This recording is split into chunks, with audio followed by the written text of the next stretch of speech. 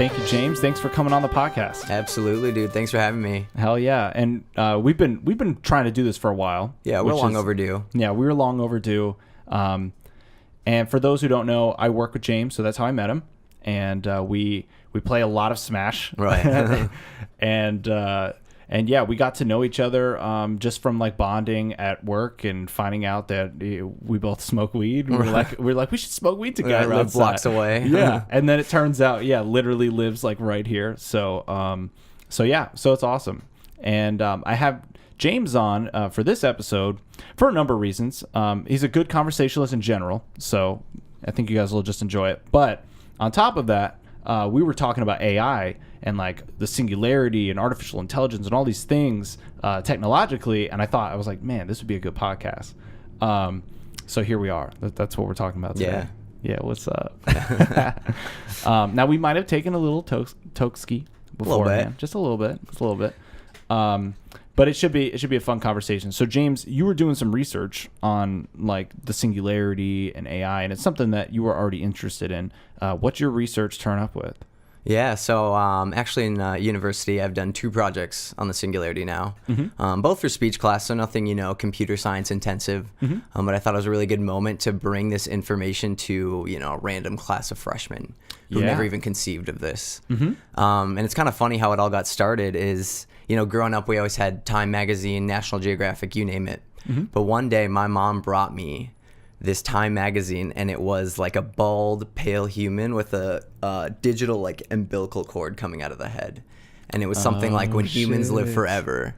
And I just remember being like, why did my mom give this to me specifically? Like, she never was like, oh, you should read this, or like, this is for you, So that was just kind of like a weird coincidence. It really sparked my interest in the whole technological progress that we're seeing. Yeah. So then, going into school, I was like, you know what? Let me tell some kids about the singularity here, blow their minds right now, and at 8:30 in the morning.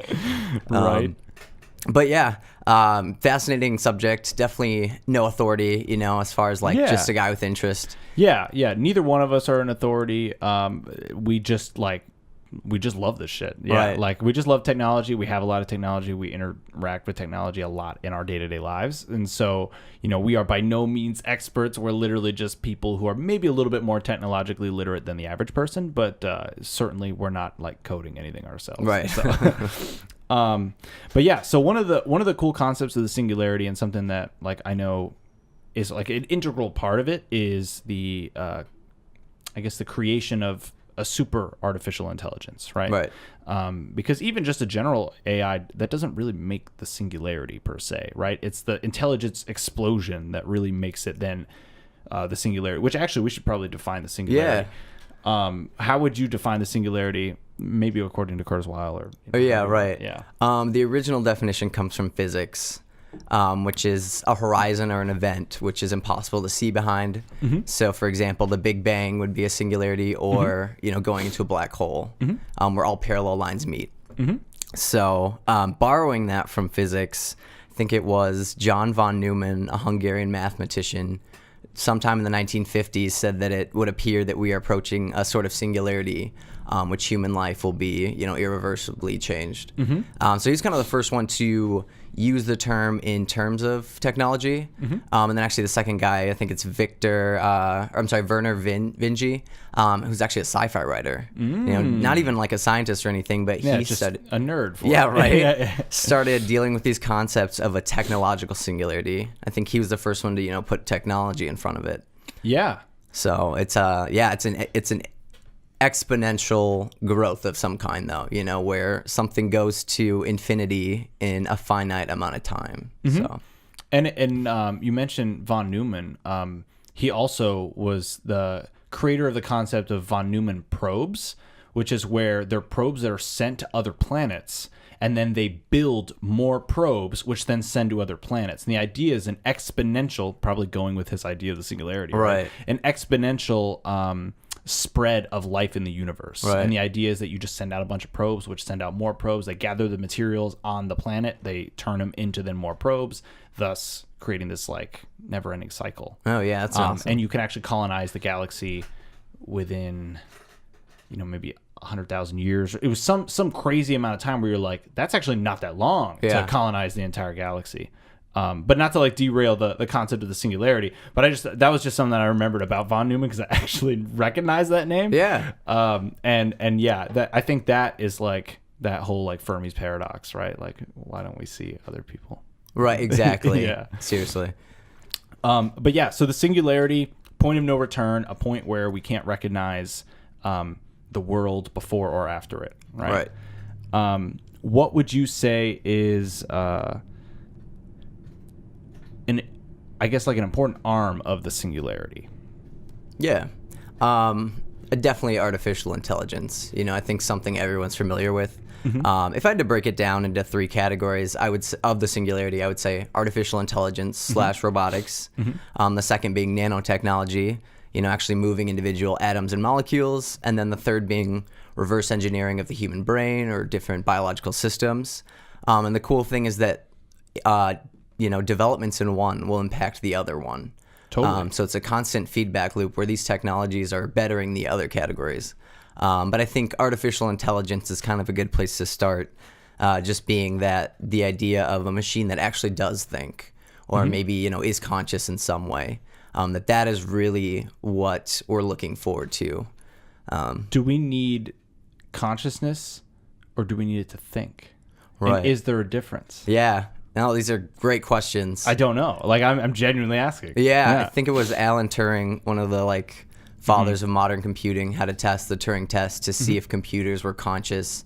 I'm not exactly sure the details, but you know, it'd give you responses based on what you input. And some of the different like iterations of that test recently, I think, you know, tricked people into thinking it was like a 13-year-old Ukrainian boy or something. And so they've actually gotten computers to trick people to believing it's a conscious human. Yeah. But again, the question is, was it actually conscious? Or was it just a simulation? Yeah, and in that case in particular, no, it definitely wasn't conscious. It was just a clever program that was able to say enough convincing sentences. But I think what we're talking about is true, genuine consciousness. Right. Like an actual thinking. It has feelings. It has, you know, a perception or maybe really just an awareness of them in the 3D space. Right. Of them as a moment in space-time. Right, and I think that's where you have to marry those 3 technologies. Yeah. To even get close, you know? Oh, for sure. It does have to have some connection to the world and be able to interact rather than being just a software and a computer, you know? Yeah. But we were going with this, but as far as like the think about like the consciousness part of it is like the ethical question. Yes, right. That's right. So that's kind of where I was going with the consciousness, because like you could have a super artificial intelligence that maybe isn't conscious but is able to think, like it's able to understand what you're saying and it's able to process it and it's able to give you the answer to the request, right? Right. Like more of like the genie type. Are you familiar with like the different types of like AIs? Like the genie in the bottle. Well, yeah, there's like the genie. I don't even remember all of them, but it was in Nick Bostrom's book about superintelligence. This is the one that like freaked Elon out. This is the book that made him then paranoid about AI. And in that book, he describes like different types of AIs that we could create. And the genie was one where it's like you literally ask it to do something and it will make it happen. Meaning, not only can it give you an answer, but it actually has access to physical resources to build the thing that you then asked it to make. And then there's another type which is like an oracle. Yeah, that was the other one. And the oracle is the one that just answers questions. Like oh, how do you feel about this? Or right. You know, whatever. So which one do we really need to make the singularity? And does it even matter? Yeah, great question. Because I think what it is comparing the computer's ability or how many calculations per second. I think humans are at like 10 to the 14th or 10 to the 16th calculations per second. So one of the questions is, once a computer can do that many calculations per second, is it conscious? Is it aware? You know, one of the great mysteries of what's going to happen. But I think there's also the other debate, you know, kind of veering out of technology, but what is consciousness? In the first place. Right. Yeah. And I think that we tend to assume we have an idea of what it is, whereas maybe it's generated in the brain or what have you. But just going off of any like, you know, ancient mysticism or even like shamanic practices, like it could be a lot more involved. and in depth than that. Yeah. You know, rather than just like this, you know, the firing synapses in your actual brain. Right. I personally feel like there's some other elements to it, you know, but I don't know. I don't have any scientific basis in it. I'm not some neurosurgeon or, you know, Right. and even if you were, you don't really know how the brain works, you know? Right. Yeah, I don't know.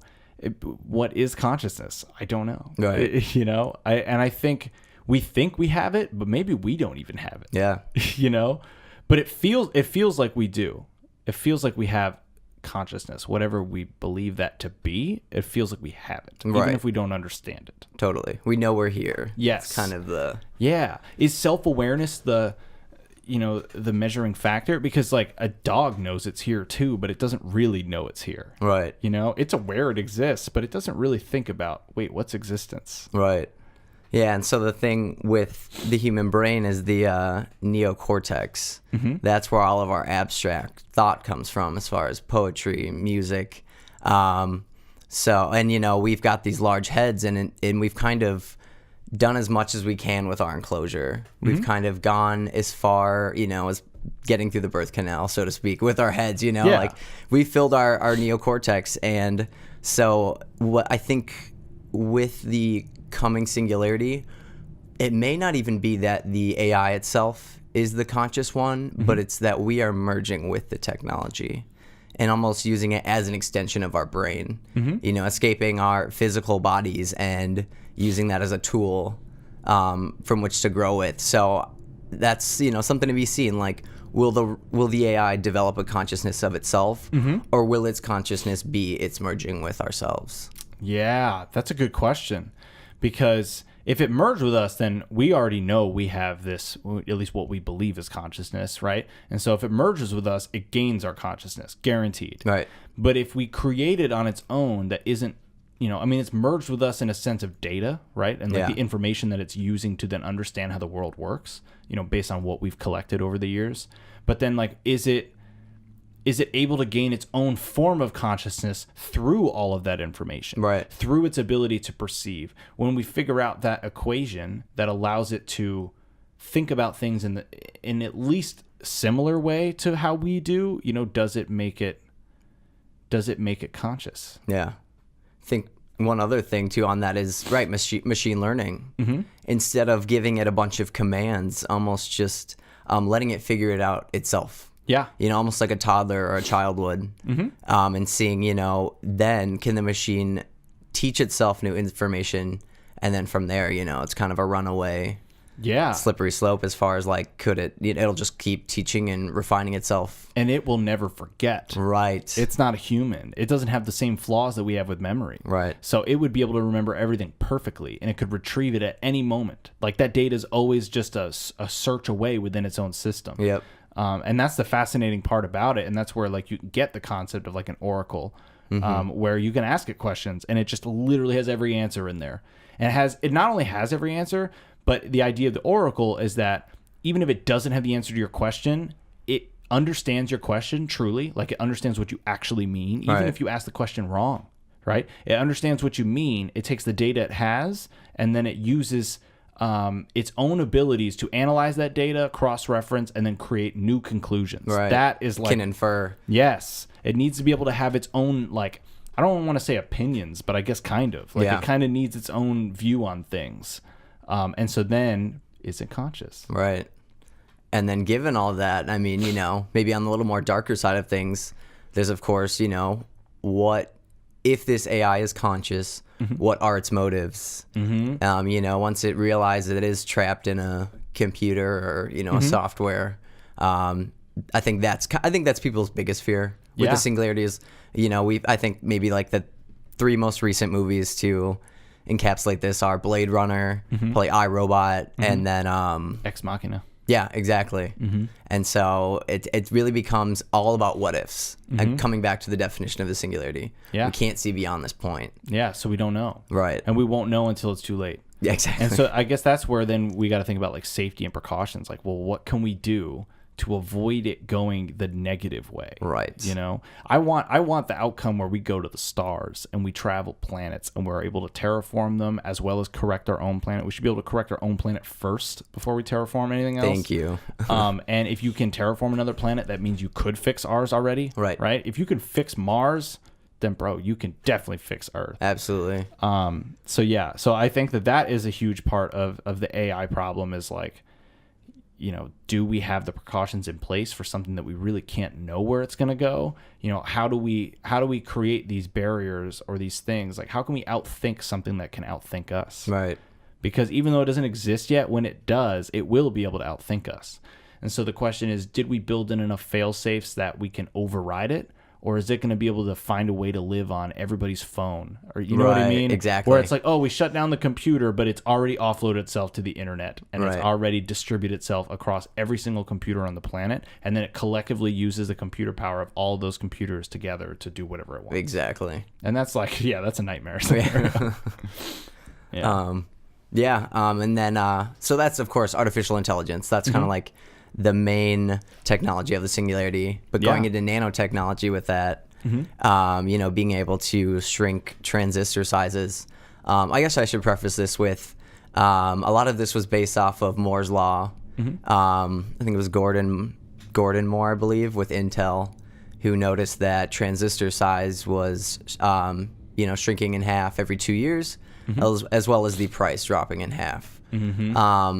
Some recent research I've done too is that maybe this is actually slowing down. So it's kind of based, and it's not even an actual law. You know, they just kind of named it Moore's law. They named it that because it had reliably done it for 30 years, 40 years. Yeah. Right. And so now we're getting down with nanotechnology. I think transistors are like maybe, what is it, like 14 nanometers right around right now, approximately. And, you know, they can only go so small. So once we've gone to atomic size, you know, we're talking about quantum computing would be the next step. Yes. And quantum computers exist. They just they're not reliable yet. Yeah. Yeah. Google has one, I think. Yeah, I'm sure they do.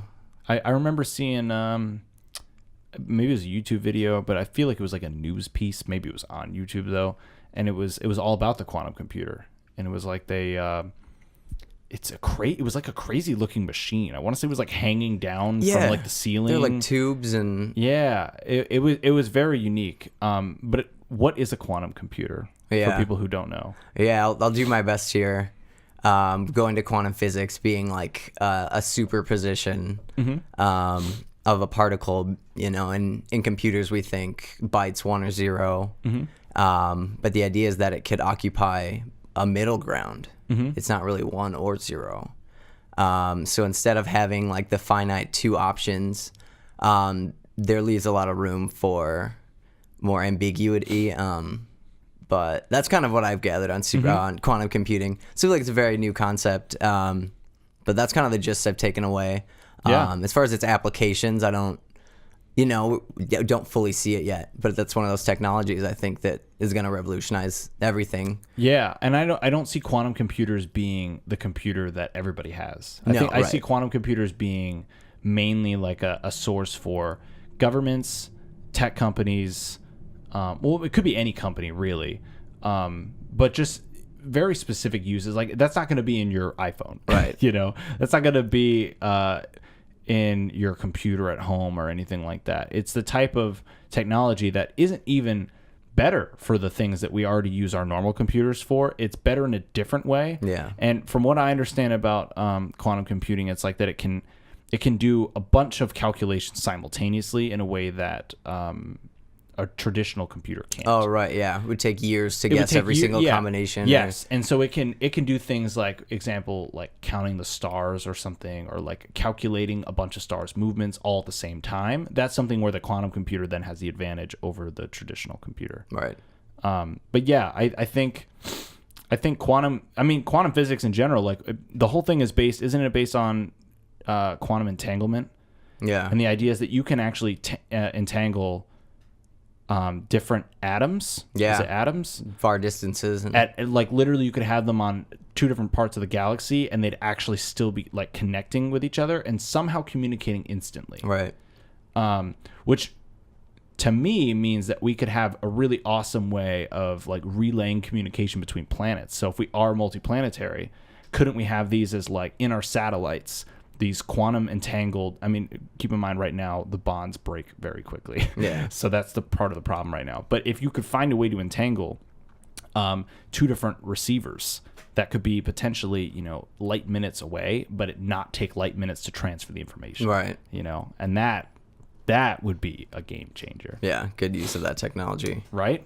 And then you would need the AI to know how to do it. Exactly. Right? Right. Because that's the thing, like humans are creative, and even the AI, I want to be creative, honestly. But like humans are creative, we come up with cool things, we maybe just don't know how to do it, and then the AI is like, oh yeah, that's a good idea. This is how you do it. Yeah. No, and a really good application of AI and nanotechnology are self-assembling qualities. Kind of like what you mentioned with von Neumann going from planet to planet.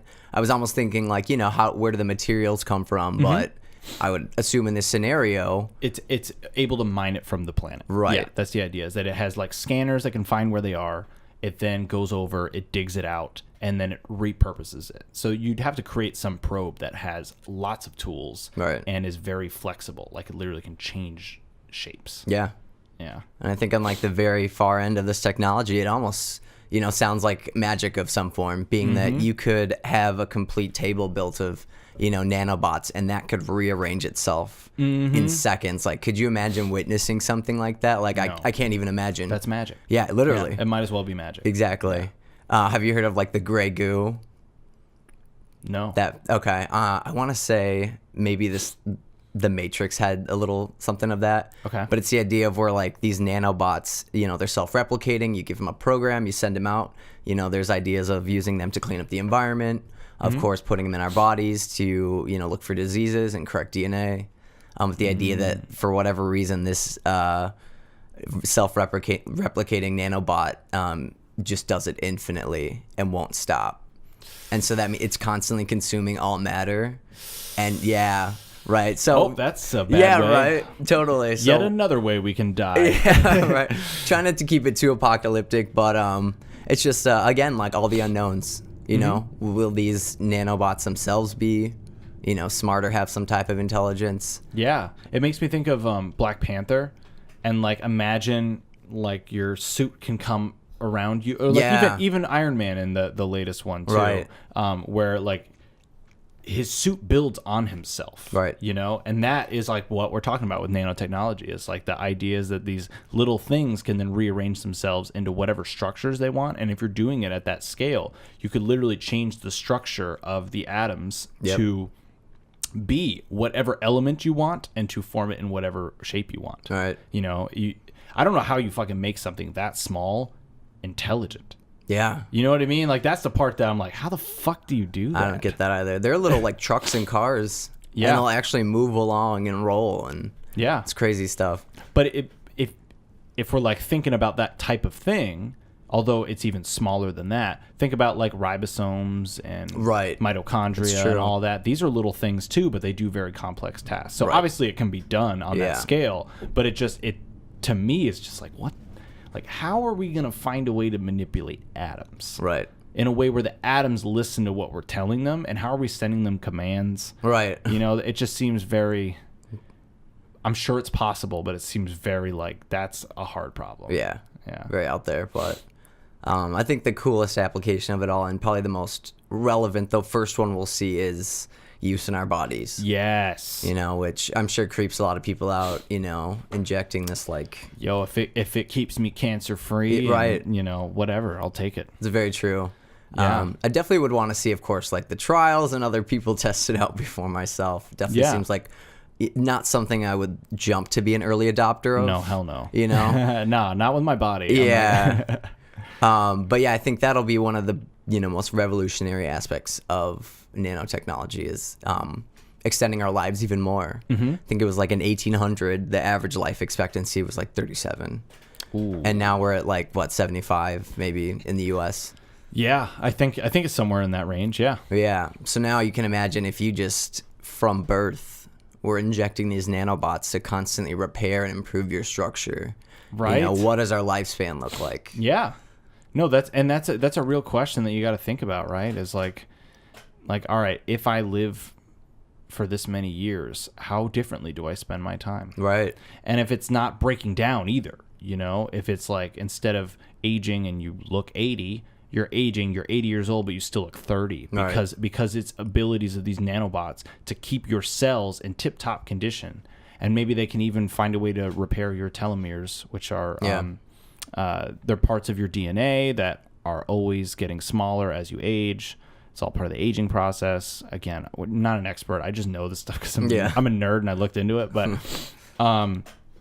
yeah, so I think that is huge. Like, I think life extension technology is one that has some like moral and ethical questions associated with it, but it is, as like Sam Harris would probably put it, like it is alleviating suffering. Right. Like, so there is a positive side to it.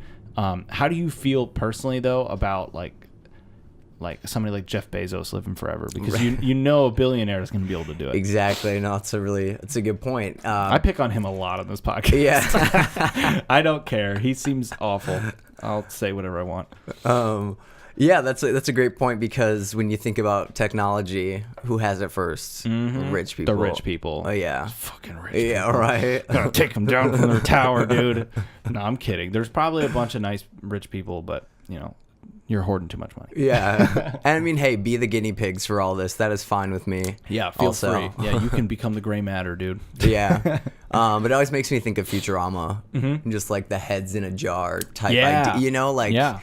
If that was possible, like, why wouldn't they just stick around for as long as they want and keep their empire going? And which I think part of the planet's evolution, though, is the changing of hands. It is the turning over of the generations. Right. Imagine if the older generations never left. How hard would it be to break some of these really old ingrained ideas? Exactly.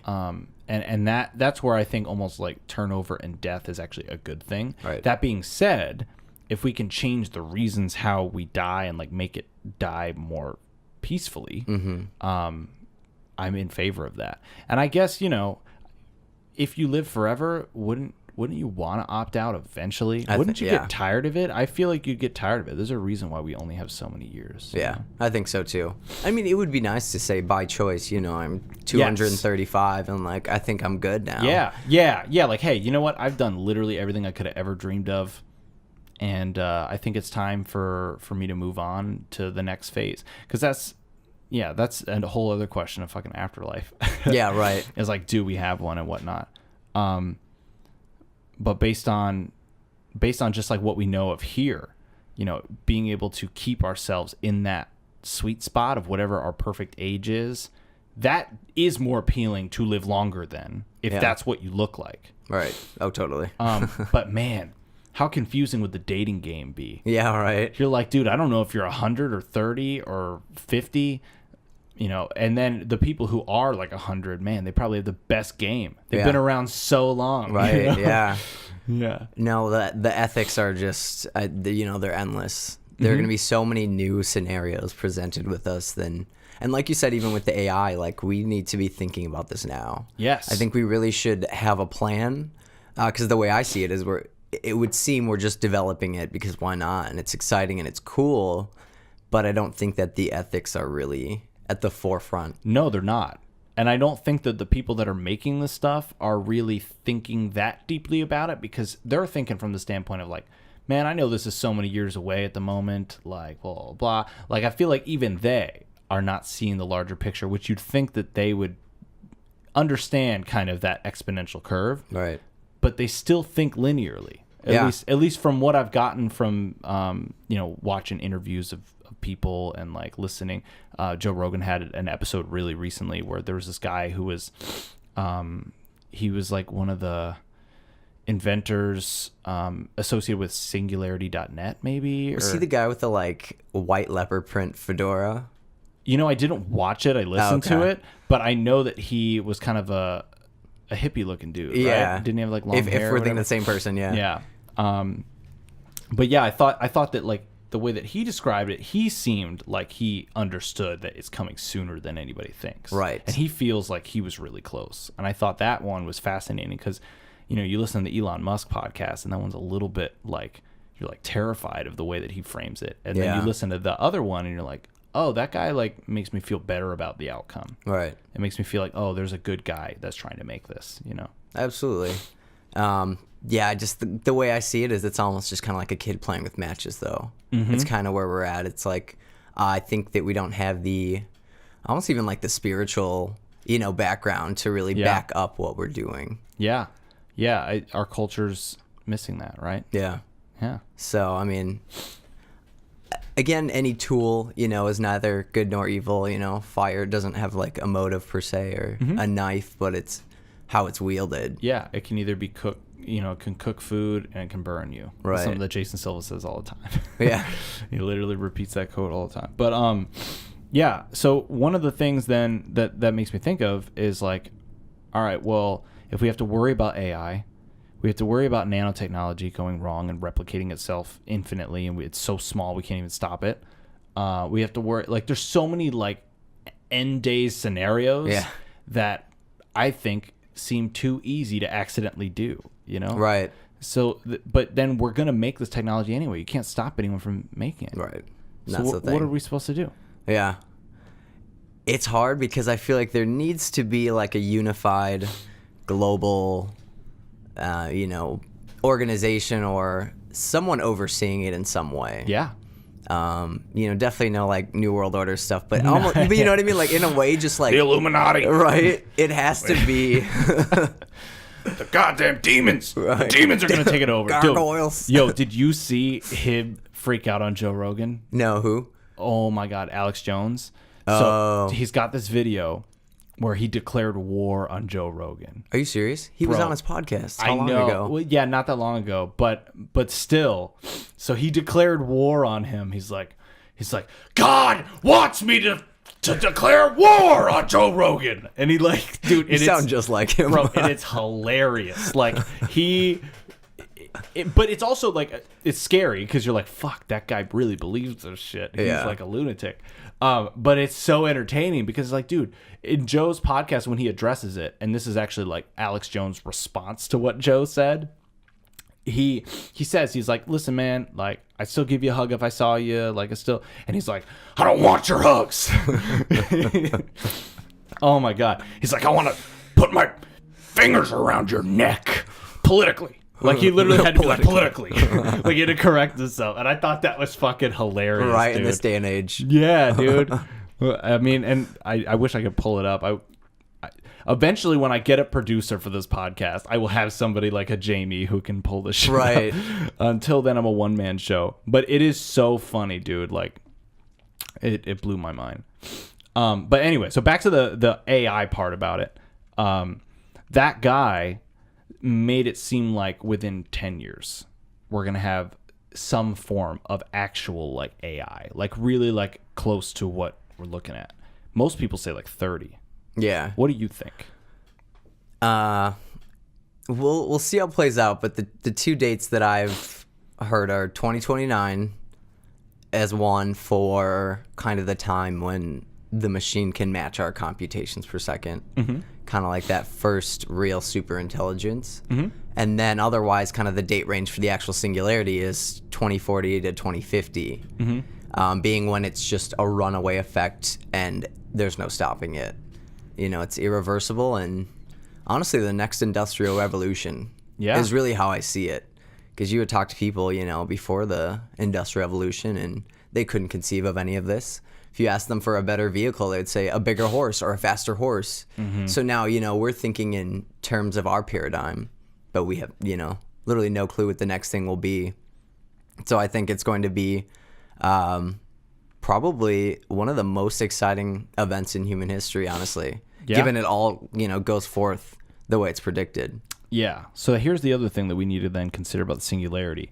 Can we make it to the singularity before climate change has us evacuating cities, and there are water shortages and like famine and wars over water? I mean, like, right. Look at Venezuela right now, So that's like a microcosm of what could continue to happen if the conditions on the planet change so drastically that it becomes harder for us to sustain our farming and all the other ways that we are able to somehow feed at least the majority of this planet. Totally. No, it's a great point to bring up.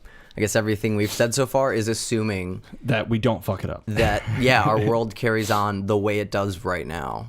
Economy, politics, again, like you said, ability to feed people, access to clean water.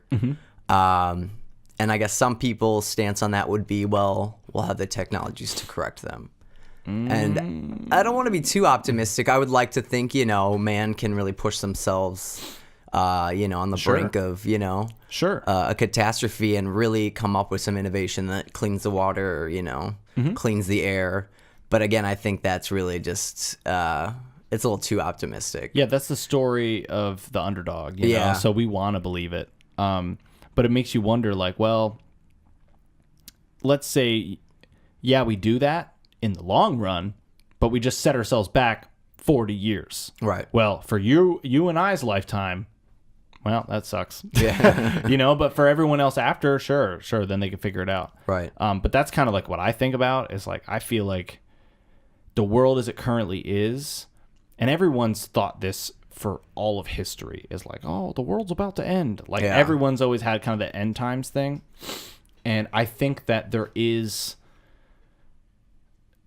a real chance at not end times, but at having to fucking start over. And that sucks. Right, it does. I don't want that to happen. I don't want to be a part of the start over. No, right? Me neither. But at the same time, I do think that we're at a pivotal moment in history where either we're going to make this and we're going to make it to that singularity and we're going to be able to do it, or we're going to set ourselves back and then we'll do it. Yeah, right. And I think in the long run, I don't think we're going to extinct ourselves. I think that it's not that it's not possible. It's totally possible. We could totally make ourselves extinct if we lose certain species on this planet. It really could set a chain reaction that then just kind of fucks us, because then none of the things that we were feeding off of live anymore. Right. That I could see happening, but I don't think that will happen. No. But I can see us setting ourselves back. Yeah, if I can take a little like metaphysical, spiritual tangent on that. Don't quote me, but I think it was like an ancient type Hindu civilization has the idea of the yugas, if you've ever heard of that, which are stages and periods of humanity. So, I mean, our current paradigm, we say, started with the Sumerians, but a lot of ancient cultures say that there have been, thousands of years before that, which have been influencing their societies. So, but basically the idea is that mankind goes through 3 ages: the Bronze Age, the Silver Age, and the Golden Age. So the Golden Age being the peak, peace, what have you, technological advancement, and then the restarting. And then you drop from that high age down into a lower age. And so comparing it to, our known history, the Dark Ages are what we call, probably our worst time as far as famine, disease. And we've been coming out of that steadily into a period of enlightenment and technology. And even like the precession of the equinox. Are you familiar with that? Nope.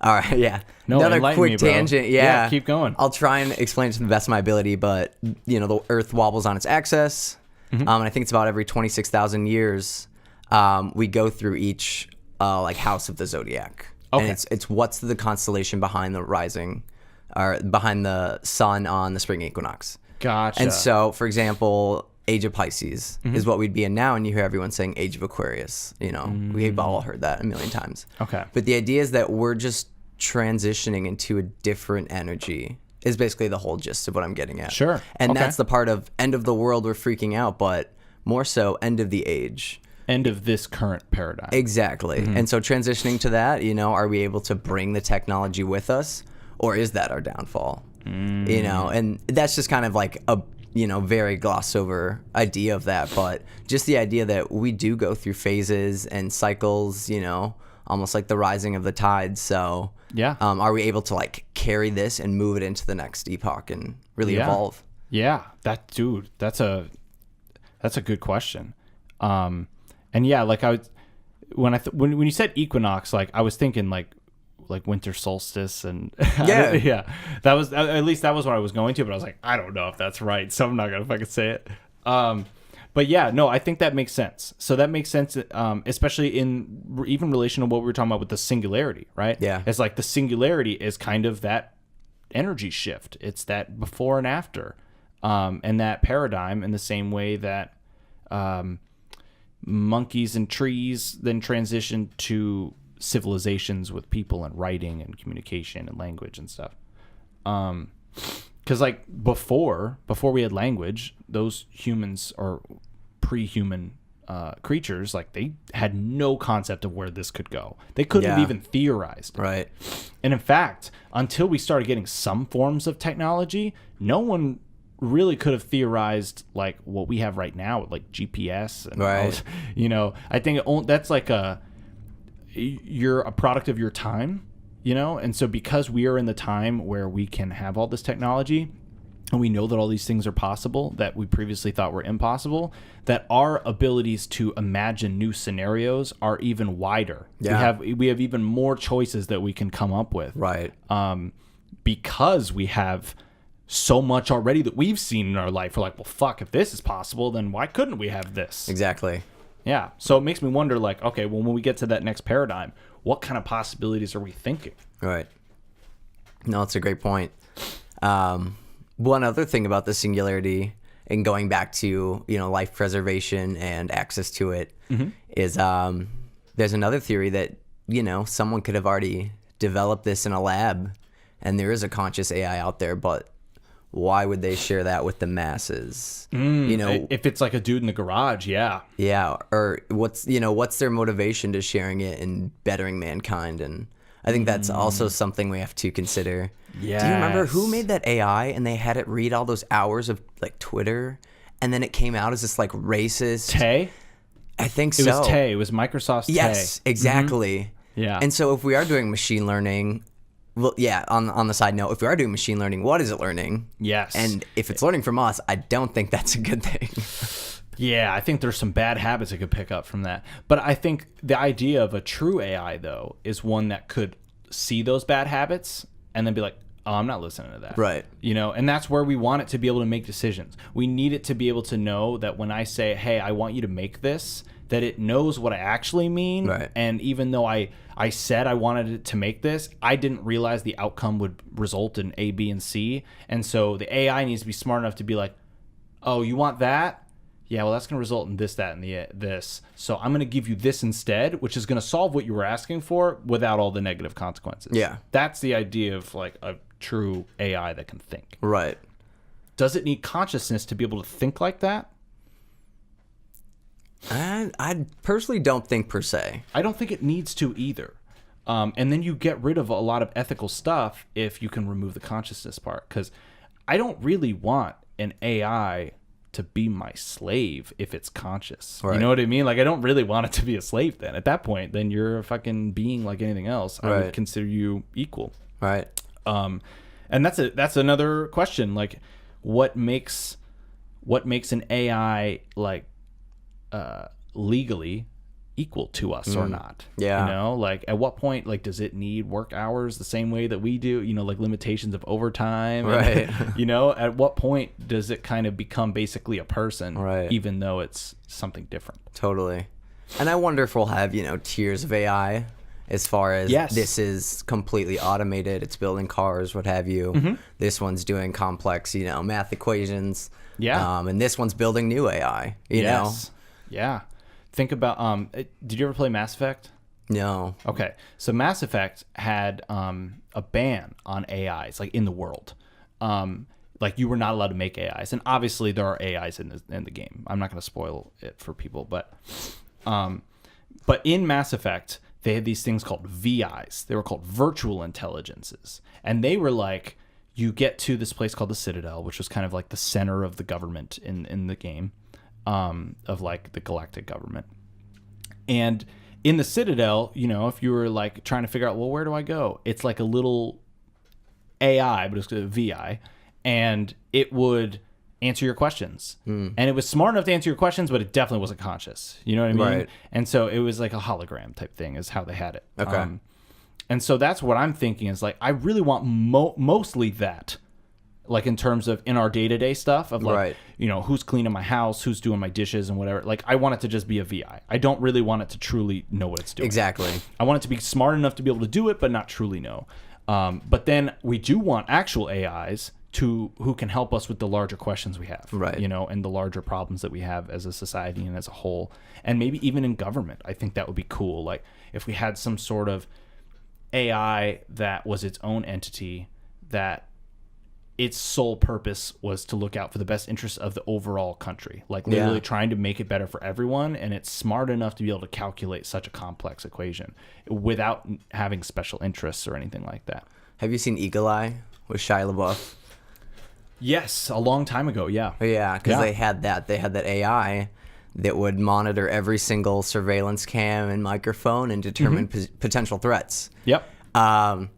Which in a way is a great idea. I almost think that if we could make the judicial system a little less human, a little more, you know, rational machine, that actually would benefit us a lot. But then, of course, you have the idea of like, what if it's runaway and it decides, oh, you're the threat or you're all the threat. Yep. So that's where, again, slippery slope. Like, but if you program it correctly, it won't do that, right? Right. I mean, what if it's so smart it can reprogram, or you know? Yeah, but if it's that smart, then I would see. I like to think, and maybe I'm being naive, but I like to think that with more intelligence and more wisdom, you realize like peacefulness and like you know what I mean. I just don't see like the answer being like, yeah, I'm gonna take over everything and I'm gonna destroy it all and murder everything. Like, I don't foresee that being the case. You know, I don't know.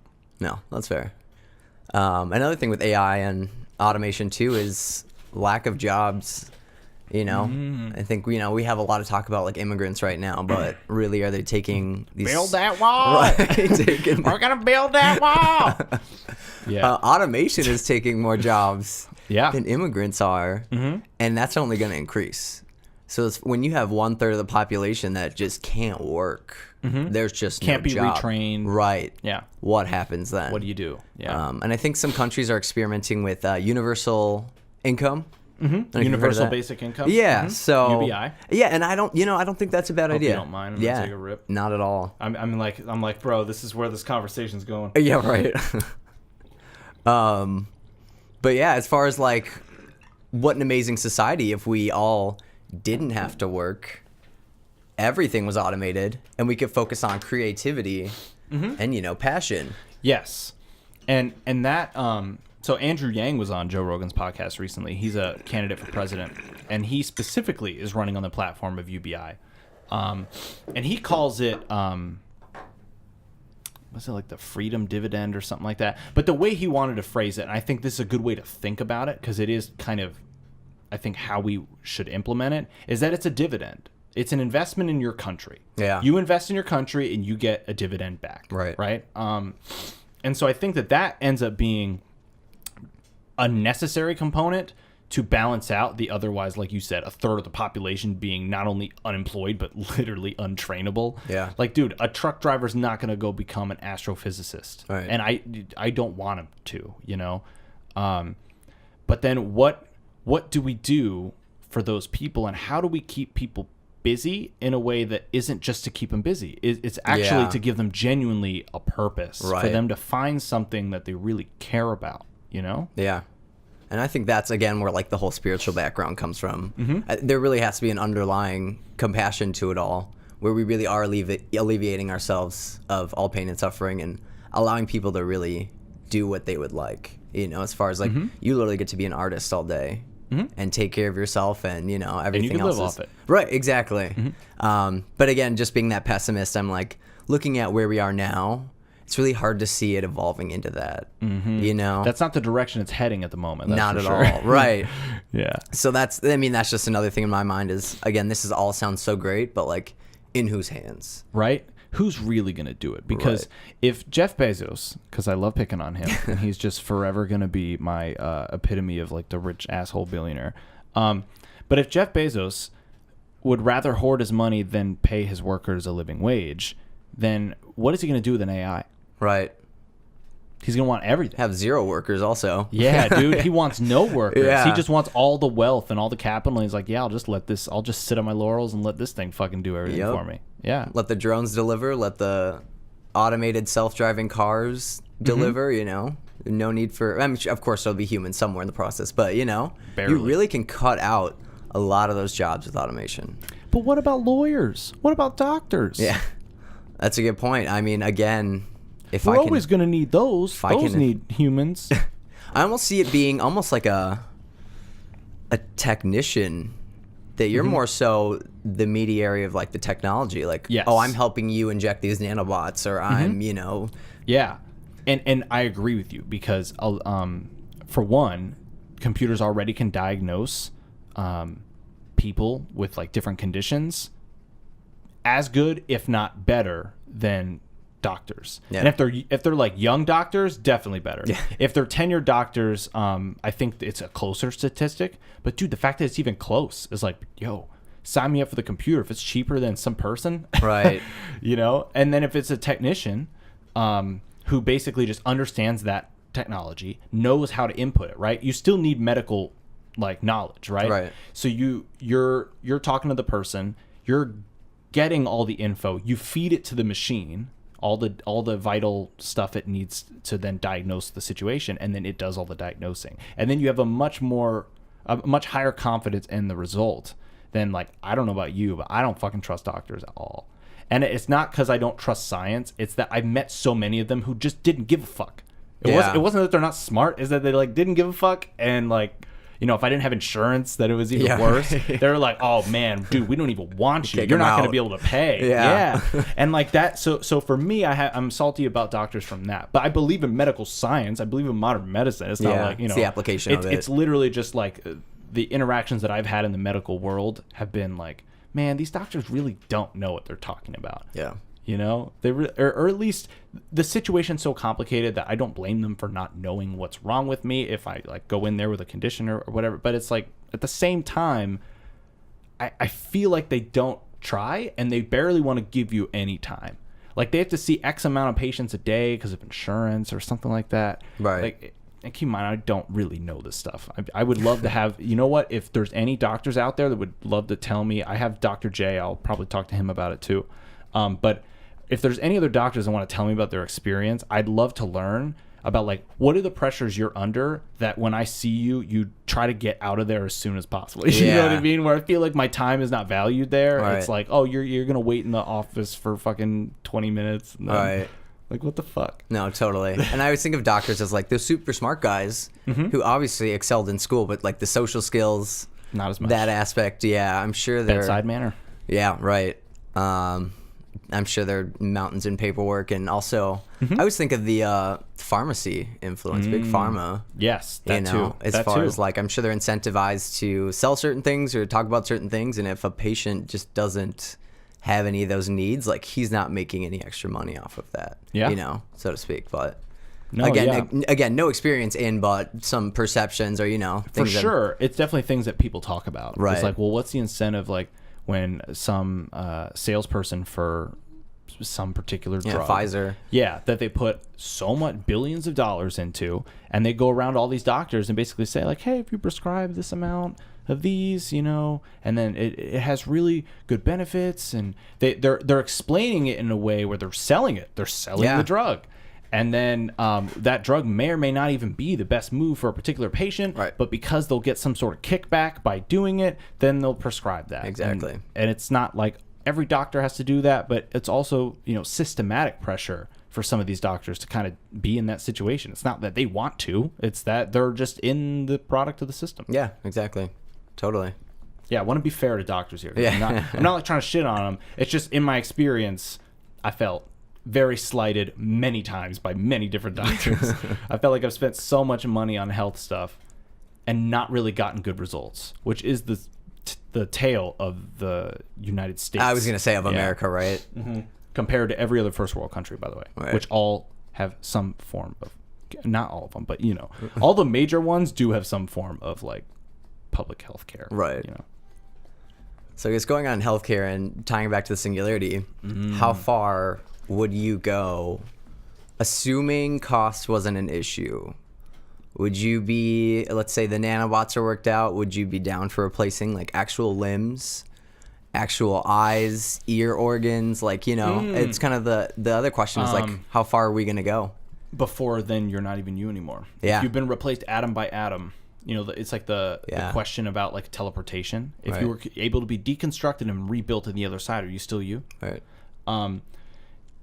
You know, I've got bad knees. I would take new ones if they were better than the originals. I wouldn't take them if they're just a substitute, you know, like a way to fix a problem. But I would take them if they were legitimately like, no, this knee will never break and it is better than it ever was before. Right. Then I'd be like, all right, fuck yeah, I'll do that. You know, for certain areas that I personally have like injuries from like sports and whatever, like, yeah, I would take that. Yeah. But I wouldn't do it for my eye unless I went blind in it. You know what I mean? Yeah, like, you wouldn't do it just for enhancement. No. I would only do it if like, oh, I just got my eye poked and I'm never going to see again in that eye. Yeah, okay, then I'll replace it. Right. But I don't want to replace the parts unless I need to, you know? Yeah. I think it's wasteful. Everybody wants to just swap their devices. It's like, nah, seriously. You should want us to just fix the part that's broken because the rest of it probably is fine. And you just need to get the one part that's broken and replace it. Yeah. I don't know. Wasteful. Yeah. Yeah, that one, I mean, as far as I see it, what like, about you? I would I totally... I think I would. Again, wouldn't be an early adopter to any of it. But yeah, you're right. Would you do it just to enhance or just to replace broken parts? Probably just to replace. Again, it's always like about like what's the budget. I mean, you think about plastic surgery now, people aren't just walking around like, oh, I'm just gonna, you know, I'm Joe Schmo off the street. Like it's definitely like an affluent thing. Yeah, I mean, the only ones I would see are like just senses as far as getting older, new eyes, new ears, new sight, keep it going. And the other thing I guess we haven't even thought about is like 3D printing actual body parts, which is, you know, its own thing. It doesn't even have to be robotic. And that's huge, right? Like donors. Yeah. Right? We never have enough organs to give people. All right. Imagine if you could print them. Yep. Then that gets rid of an entire illegal trade, which definitely also is part of it. But then it's also giving you a solution to a problem where like, oh, somebody breaks this, don't worry, we got a replacement. Yeah. Or like you take their DNA. Their own stem cells. And then you replicate it from there. Yeah. Right? So, I mean, I see that as probably the most, like, real application Totally. of using the technology, because I'm sure, you know, the other thing is I personally don't want any internet-connected devices in my body. Yeah. Meaning I could never not be tracked. Yes. I think that's a big one, is like just the privacy of it all. You know, for well, there's going to be no privacy. I know, and right. The other thing, end of privacy. That's another problem of the singularity. Yeah, I mean, imagine if you know everyone's a camera. Well, look at the Kevin Hart situation, right? Yeah. Kevin Hart had something he said a long time ago, apologized for later, has clearly grown as a person. It's you know, and they still are now going back in time to dig it up. Imagine when your entire life is tracked. Yeah. Where there's not only no privacy, but you are reverse searchable. Like, we can go back and look in your life and find every little thing you fucked up and point it out and paint you in whatever picture we want to paint you as. Right. But I mean, then no one's safe. I mean, no one's safe. I can't even, you know. No one's safe. I'm not saying anyone is. Yeah. I just, you know, if no one, I mean, obviously we're not perfect, but if no one's perfect, like, who really gets to point the finger then anymore? People will anyway. Yeah, I'm sure. but that being said, you're right. It will get to the point where, like, people will be like, well, I don't want it to be me, so I'm not going to say anything. And so then eventually no one says anything. Yeah. So even though, like, everyone really knows everybody's shit, they're still not going to do anything about it. Yeah. I mean, I really see it as, like, it's either, like, ultimate censorship or ultimate transparency. Because either, like you said, no one does anything because they're afraid of whatever this, you know, constant watching eye is, or everything is out there, which may lead to, you know, good things, getting rid of corruption and what have you. Sure. And, you know, but again, that's an idealistic view. So I know. And that's the thing is, like, we can say it with the idealistic view, and I also am an optimist. Yeah. So I'm inclined to say that we can do these things, but I don't say that we're definitely going to. Right. You know, it's more of like, if we want these things, we can make them happen. Yeah. I believe that if we set the intention as a species and we get on the same page, I genuinely think we can navigate all of these things. Yep. But it would take a massive spiritual development. And I think that then... because I couldn't have a single episode where I don't mention it. But that's where I think psychedelics could then be a connecting factor in the culture evolution. Right. not the defining characteristic, simply a tool within the larger thing. Yeah. There are other things too. Meditation, Right.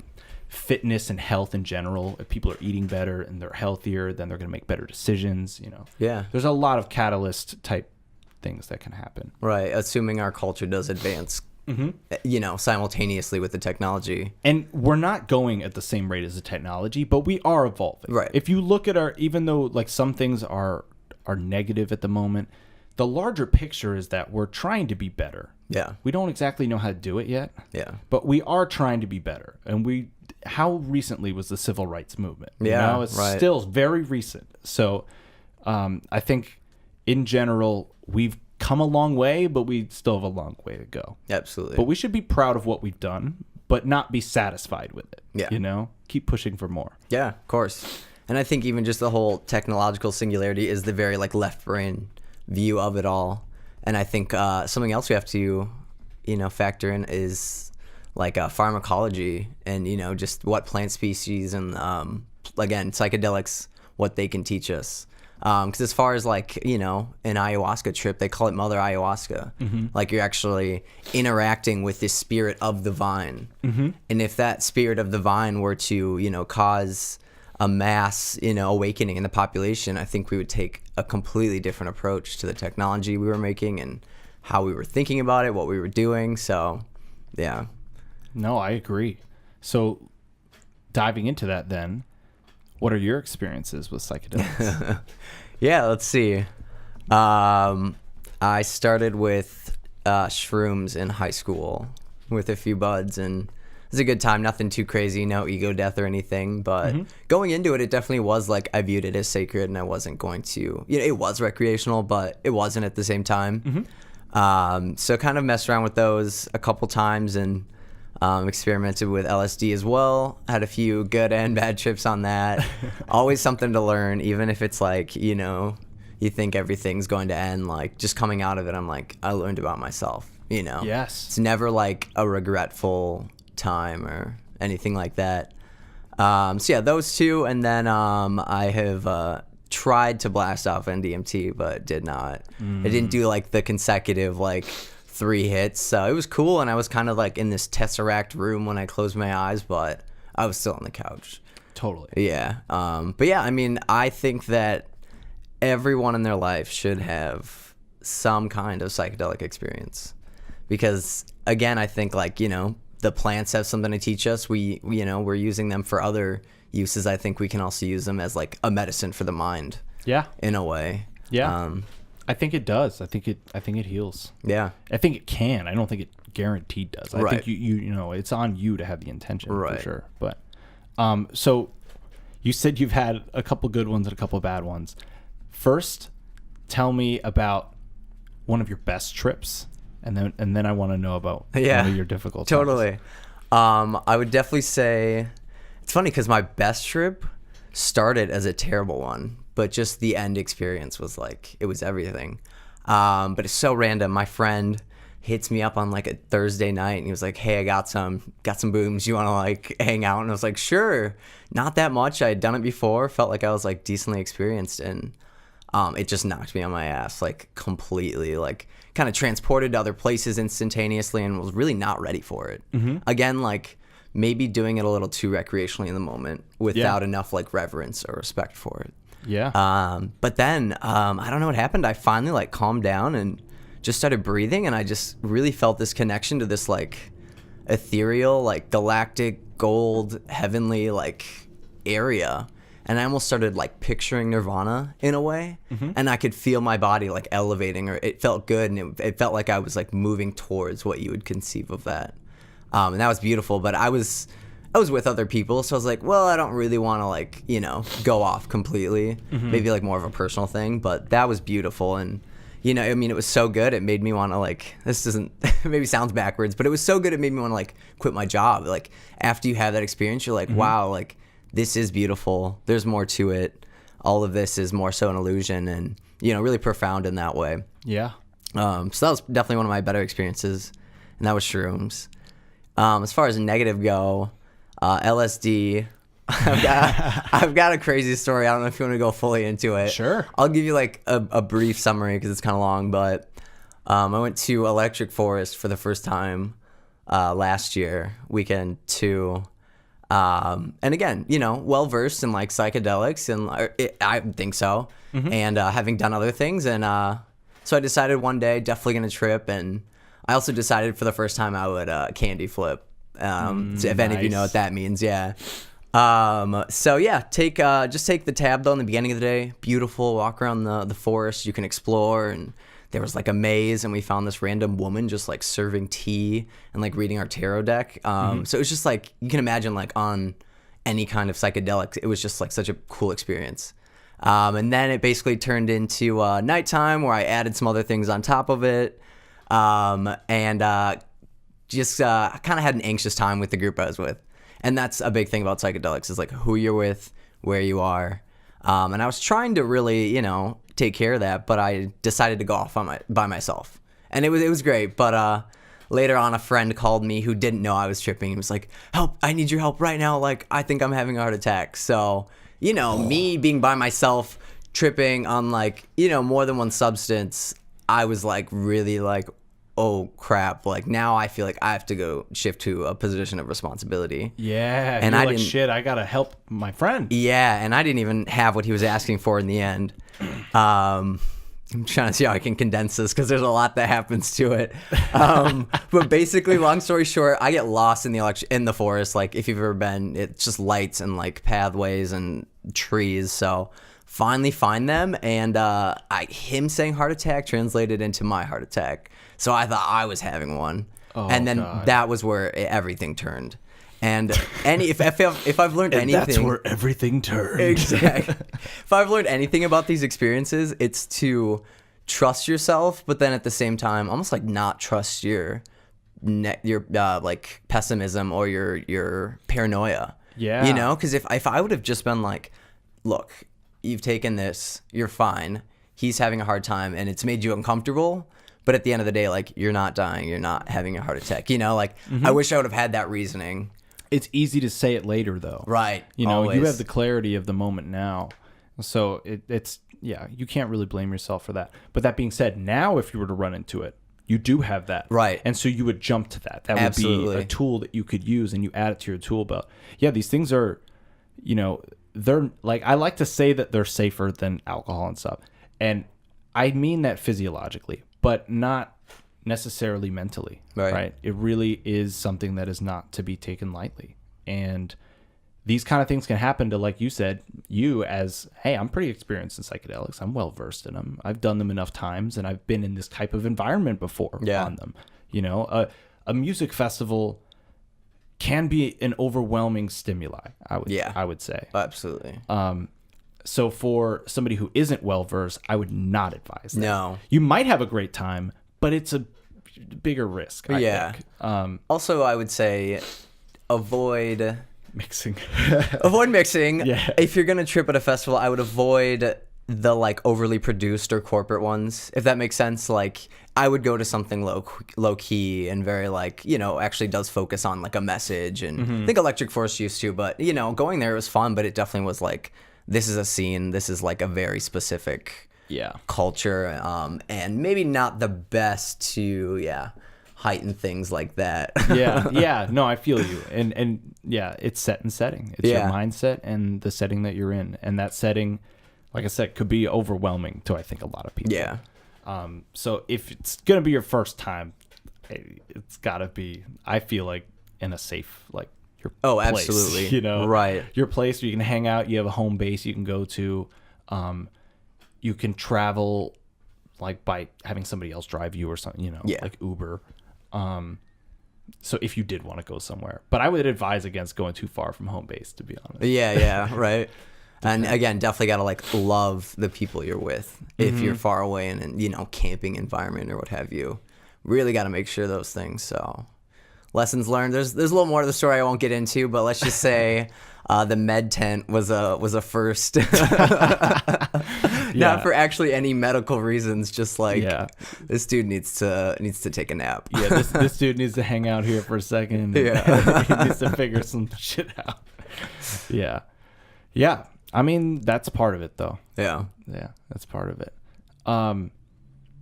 So the tesseract that you saw on DMT, where was it? Like in your frame of reference, like when you were looking.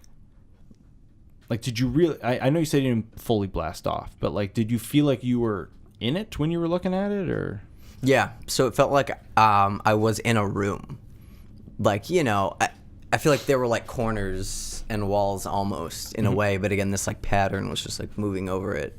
If I remember correctly, it was like yellow, green, and purple equally, and kind of moving like even like a tessellation where all the shapes fit into each other, moving, and I felt like I was, you know, vibrating but in my mind's eye, like I closed my eyes and I was in it, and that was the first hit that I took. I'd say actually the coolest takeaway from it all, from what I can remember, is I almost feel like I saw this like outline of Ganesh, if you know, like the Hindu god, like the elephant, which was kind of cool. Like it felt like just for a moment, like there was this other like being or like shape of a being, but it was still in the pattern, if that makes sense. It was almost like a heat signature. We can see it's a little shifted, and you can make like the outline.